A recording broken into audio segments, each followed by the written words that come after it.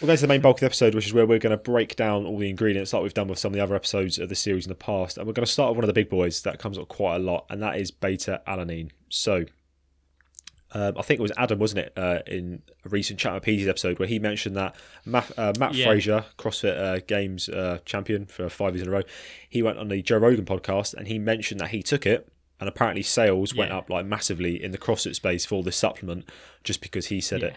And the question is, does it actually do anything? Because not only can you take it individually on its own, which is, that's a separate sort of conversation itself. We're going to be looking at it more as in a pre-workout. Is it useful in a pre-workout? And the main thing it actually does, which is something a lot of you are going to be able to relate to, is that tingly feeling. So when you take a pre-workout and your face starts feeling like, what the fuck's going on here? Covered in bees. Covered in bees, yeah. That is the thing responsible for that is beta-alanine. And that is harmless, so don't worry about it. It's not going to, it doesn't fuck you up. But it doesn't actually, apart from the placebo of you feel like, what the fuck is going on? My face on fire, I need to start lifting weights. That feeling doesn't actually give you anything physiologically like driving you forward in your workouts. Maybe it might do just because your fucking face is on fire, but that feeling, it doesn't actually do anything. It's a feeling to down with a dose. Yeah. So it's normally having too much of it than your body is ready for. Yeah. It's called paresthesia. Yeah, thank God you said it, because I'm going to fucking try and say it. Yeah. Paresthesia. It is anyone that's taken it will instantly know what we're talking about. It does feel like you're covered in bees. It is a really depending on how much you take of it, it's like an intense tingling sensation. Yeah. It does remind me of, movies I've seen where people have taken LSDs and they're trying to claw bugs off themselves. It is a pretty horrendous feeling. Some people actually like it. As I said, some people use it as like a buzz, don't they, to like get them fucking in the zone. Well, it's one of those things where, it keeps you in the zone because you just feel like you've been crawling, have ants crawling all over you. But it's one of those things where this is a bit of a weird one, but it's like, just because you are feeling something doesn't necessarily mean you might be getting the benefits that you might be thinking you are, if that makes sense. Yeah. No, I get you. So if we go back to what beta-alanine actually is, it's essentially something that's trying to increase muscle carnosine concentrations, right? And what this does is it increases and enhances intracellular proton buffering. Some absolute buzzwords there, right? So what that is Back to the Future. Basically, what that actually is it's aiming to improve your sort of output in short durations, right? So most papers look up to, I think, up to 4 minutes is what most studies will look at, and that's where you see most benefit. Anything above 4 minutes, it doesn't seem to come in, like this beta-alanine effect of proton buffering doesn't come into effect. What that buffering actually means really is that, so when you get like a lactic acid build up, almost that little buzzword that gets thrown at your legs start burning. Let's say you're doing a 500 meter row best effort. You're doing loads of intervals of that, and your legs are on fucking fire. The idea of this proton buffering thing that's going on is it's trying to sort of hold that back a bit so it doesn't come in so soon. Do you know? Does that make sense? Yeah.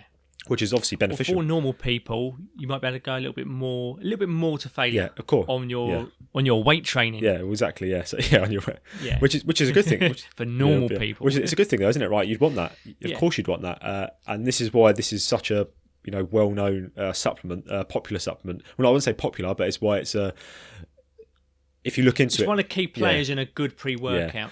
Yeah. But the issue with this is now, which is something we come on to, is that it's something that it doesn't acutely do anything. So what that means is that when you take beta-alanine straight away, apart from that tingly sensation, if you take a bit of a large dose, it doesn't actually do anything. Yes. It doesn't do this whole proton buffer thing. This happens after. Yeah. What I said there. So just because it's this is what I was trying to say. Just because it's tingling doesn't necessarily mean that it's acting as a buffer. So this increase in muscle carnosine concentration, this is something that happens over time. It's not something that happens after one dose. You have to build up over time. Yeah. I think we'll come on to that a little bit later on. Almost like when you supplement with creatine. Yeah. Just like with creatine, you need to be taking it consistently. Mm-hmm. It's not one of those things where you just pop it once, twice a week. You need to be consistently taking it. You're trying to saturate, aren't you? That's the idea. And once you get to that saturation point, then you're going to start to see the benefits. We've got a meta-analysis here, which just evidence-based on all those buzzwords. It's from Hobson et al. And they did find an improvement over 4 minutes. So I said earlier about over 4 minutes. And this was compared to placebo, which is quite interesting. However, the effect on over 4 minutes was much smaller than the 1 to 4 minute time domain. So if anyone says to you, but it will work for stuff over 4 minutes, yes, it will. But bear in mind that the effect is not significant compared to that 1 to 4 minute range, which is it's important to note. So basically, with beta alanine, it's like a more of a short performance. So think about your row, your 500 meter row, your sprints possibly. Yeah, your sprints. I'd thought.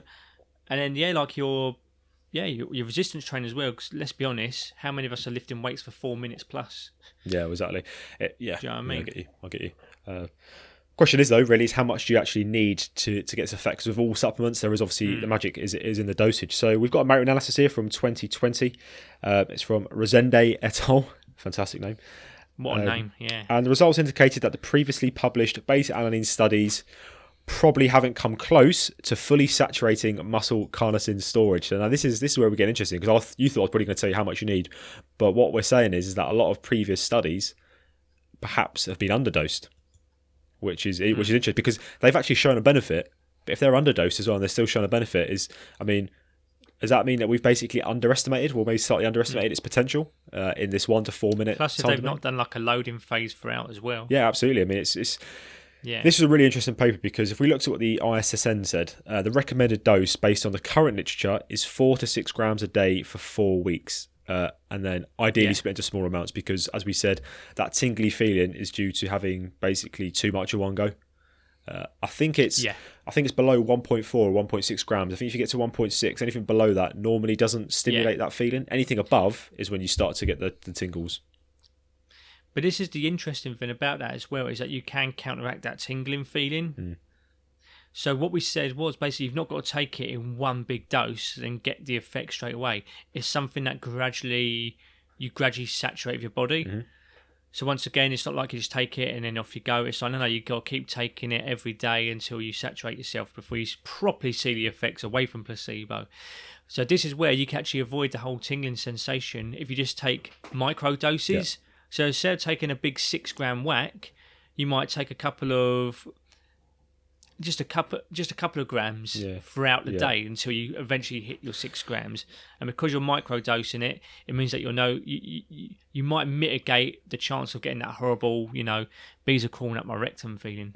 Yeah, fucking hell, too right. Then some people do. Sorry about that image. Some people do like it though. Some people do like the feeling. But if you don't like that feeling, then I don't either. Yeah, microdose it. 1.6 grams seems to be the sweet spot. Maybe take a few doses of that instead. And then play the dosing, because as I said there, it's interesting to see that there was actually a meta done which potentially highlighted that we've actually not been fully saturated in these studies, which just shows that if you were, the results would be even more significant. So that's good news. It's not bad news, it's good news. So maybe you just need to make sure you're actually getting enough. And this is where we're going to come on to some common pre-workouts now and tell you what their dose is. So we're going to use the same set of products. We've got no affiliation with any of them. I literally just want to Google and just picked a few sort of at random, some popular ones as well, some pretty cool sounding ones too. So we'll start with the pre-workout. That's from MyProtein. The pre-workout plus, that's got 3.2 grams in. Redcon 1 Total War has 3.2 grams in. Optimum Nutrition Gold Standard pre-workout has 1.5 in. C4 Original pre-workout has 1.6. Grenade 50 Caliber 1.5. Podium Fuse, which is a new CrossFit brand by Matthew Fraser and some other guys as well.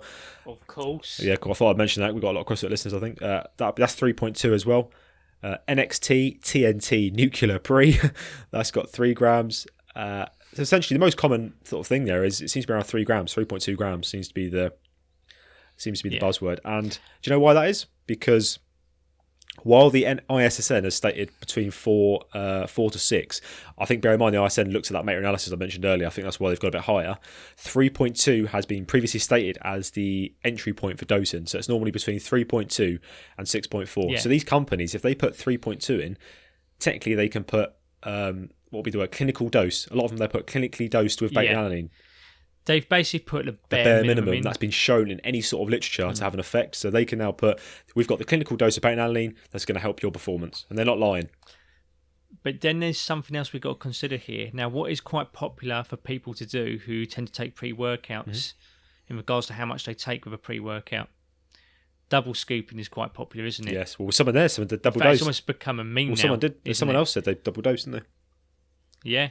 It's become a meme now. Oh, 2 scoops, And as as hardcore as that might sound, actually you're probably just getting the proper recommended dose by double scooping. But then that leads on to another problem, which is, well, what if one ingredient's like the highest amount that you should be taking, but then the beta-alanine is low? So yeah, okay, you're now double scooping, you're getting the right amount of beta-alanine, but now you're on like 1,000 milligrams of caffeine. Yeah, and your fucking heart's racing and you're in shit state. Yeah.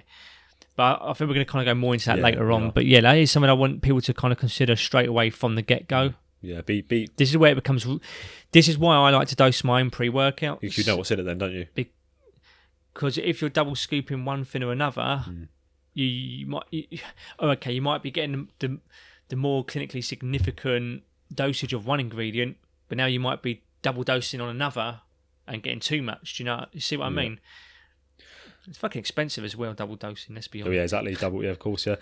These obviously, as I said, they got 3.2, which is the lower end, but obviously newer studies are basically suggesting that, look, you probably want more than the 3.2. You probably want to be going up. I mean, even as they said, a lot of them are underdosed, so potentially even more could be beneficial. But then it becomes more practicality of, can you actually get that? Like, if you've got to take 1.6 grams 4 or 5 times a day, that's going to be very hard to manage because you'll probably forget most of the time, or you just won't do it. Basically, it's easier to do it in smaller doses. But so.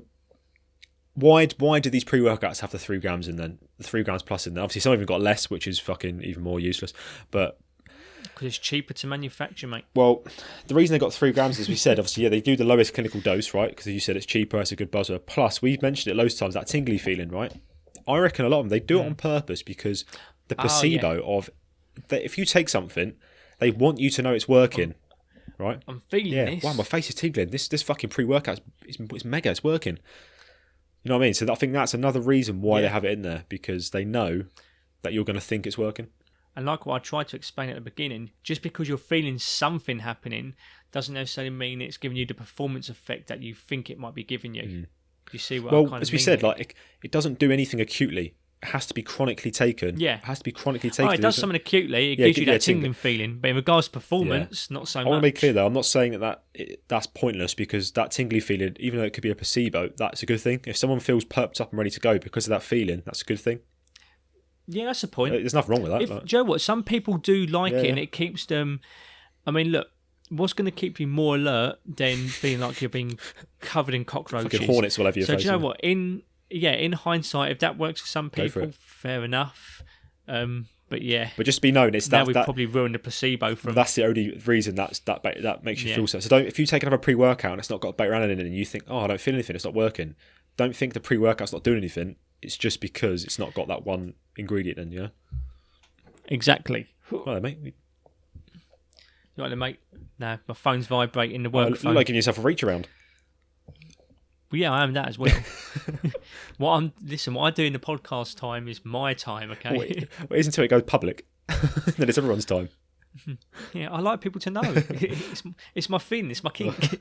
So I want to quickly touch on this final little part as well. So ingestion of beta-alanine as part of a multi-ingredient pre-workout product may be effective if the supplementation period is sufficient to increase carnitine levels and the product is taken for at least 4 weeks, minimum 2.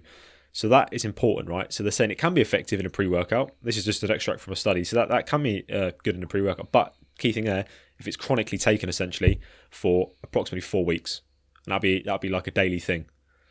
And most people I've got feedback from don't take it every day. They take it before certain sessions, which means they're never going to get to that saturation level.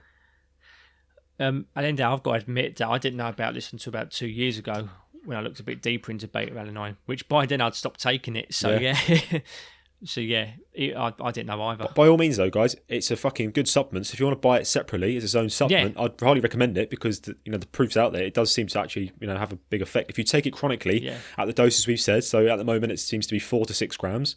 But obviously, play around with that depending on a lot of the times it'd be body size as well. If you're a larger athlete, maybe you might need more. Yeah. If you're small, and remember, you can microdose it throughout the day, so you haven't got to have that feeling like someone's prodding you with a red hot poker. Yeah, exactly. In the face. Unless you like that feeling, who knows? It might get you going.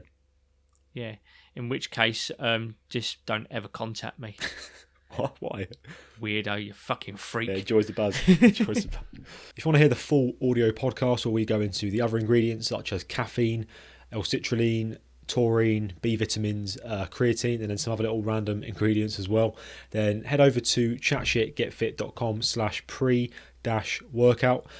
So you can listen to the full episode there, and you'll also be able to see links to all of the scientific data that we've quoted today in this video and in the entire episode itself. So yeah, head over there and have a listen. And if you haven't done so already, make sure you hit that subscribe button and the little bell as well, as that little bell makes sure that you're notified every single time we release a brand new video, whether that's onto your phone, tablet, laptop, or even your TV. So yeah, make sure you hit the bell button and the subscribe button. We'll see you on the next one.